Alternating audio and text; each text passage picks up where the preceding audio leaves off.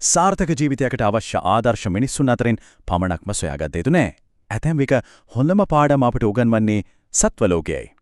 ජීවිතයට අවශ්‍ය ආස්වාදය සහ මඟ පෙන්වීම අප සොයාගන්නේ කොතනින්ද? අපේ ආදර්ශයන් විය යුත්තේ මොනවද යන්න ගැඹුරින් සිතා බැලිය යුතු කරුණ. ඒ ප්‍රශ්නවලට පිළිතුර සමහර විට පොළව මට්ටමින් සොයාගත නොහැකියයි. ඒ සඳහා අපට අහස දෙස බැලීමට සිදු වෙනවා. සාර්ථක සහ ඔරොත්තු දෙන ජීවිතයක් ගැන අපට උගන්වන ප්‍රබලතම ආදර්ශයක් වන රාජාලියා අපට හමුවන්නේ එතනදී. මේ විග්‍රහය තුලින් අපි රාජාලියාගේ ජීවිතයෙන් උගත හැකි ඒ සුවිශේෂී පාඩම් පහ පිළිබඳව අවධානය යොමු කරමු.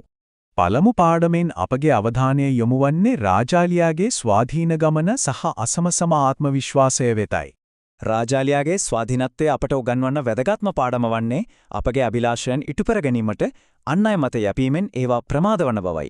තමාගේම ශක්තිය විශ්වාස කරමින් ඉදිරියට යාමෙන් ඕනෙම ගමනක් වේගවත් කරගත හැකියි.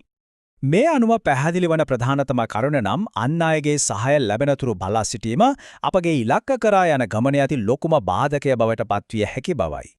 දෙවන පාඩමෙන් අපි ඉගෙන ගන්නේ රාජාලියෙකු කුණාටුවකට මුහුණ දෙන අපූර්ව ආකාරය පිළිබඳවයි. ඕනෑම වටිනා ගමනකදී අභියෝග යනු මගහැරයා නොහැකි අනිවාර්ය අංගයක් බව අප මතක තබා ගත යුතුයි. මෙහිදී රාජාලියාගේ සුවිශේෂීත්වය වන්නේ කුණාටුවෙන් පලා නොයා එහි සැඩ සුළං තම වාසියට හරවා ගැනීමයි. ඒ සුළං බලයම භාවිතා කරමින් අවම වෙහෙසකින් වලාකුළුවලට ඉහළින් පියාසර කිරීමට රාජාලියා සමත් වෙනවා.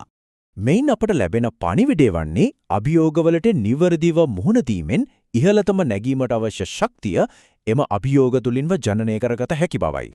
තුන්වන පාඩම වෙන්වන්නේ රාජාලියා සතු පුදුමාකාර තියුණු දෘෂ්ටිය සහ ඉලක්කය වෙත ඇති නිර්වද්‍යතාවය විමසා බැලීමටයි.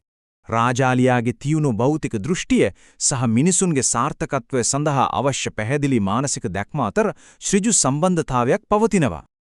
අභිලාෂයක් යථාර්ථයක් බවට පත්කිරීම සඳහා වඩාත්ම තීරණාත්මක අංගය වන්නේ පැහැදිලිව නිර්වචනය කළ ඉලක්කයක් තිබීමයි.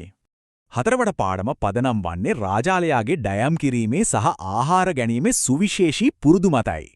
මෙම හැසිරීමෙන් අපට උගත හැකි වටිනාම පාඩම වන්නේ තමාගේම සාර්ථකත්වය තමා විසින්ම උපයා ගැනීමේ සහ අන්‍යයන්ගේ වෙහෙස මත යැපීමෙන් වැළකී සිටීමේ වැදගත්කමයි.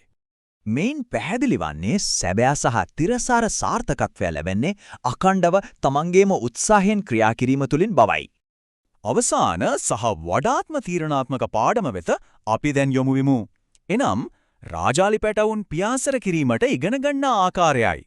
අහසේ ප්‍රවීණියෙකු වීමට රාජාලි පැටවෙකුට මුහුණ දීමට සිදුවන ජීවිතයත් මරණයත් අතර දෝලණය වන ඒ දරුණු පුහුණුව මෙම පියවරවලින් පැහැදිලි වෙනවා. අවසාන නිගමනය ලෙස රාජාලියා මෙන්ම අපගේ උපරිම විභවය කරා ලැඟාවීමට නම් දුෂ්කර පුහුණුවීම් සහ අභියෝග අනිවාර්යයෙන්ම වැළඳගත යුතු බව පැහැදිලි.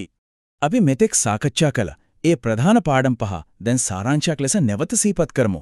පළමුව තමාගේම මාවතක් සකසා ගැනීම. දෙවනුව ඉහළට නැගීම සඳහා අභියෝග භාවිතා කිරීම. තෙවනුව තියුණු සහ නොසැලෙන දැක්මක් පවත්වා ගැනීම. හතරවනුව නැවුම් උත්සාහයෙන් තම සාර්ථකත්වයේ උපයා ගැනීම. සහ අවසාන වශයෙන් දැඩි පුහුණුව තුලින් ප්‍රවීණත්වයට ළඟාවීම. අවසාන වශයෙන් අපගෙන්ම විමසිය යුතු ප්‍රශ්නය මෙයයි. මෙම පාඩම් අතුරින් අපගේ ඉදිරි ගමනට මඟ පෙන්වීම ලබා දෙන්නේ කුමන පාඩමද?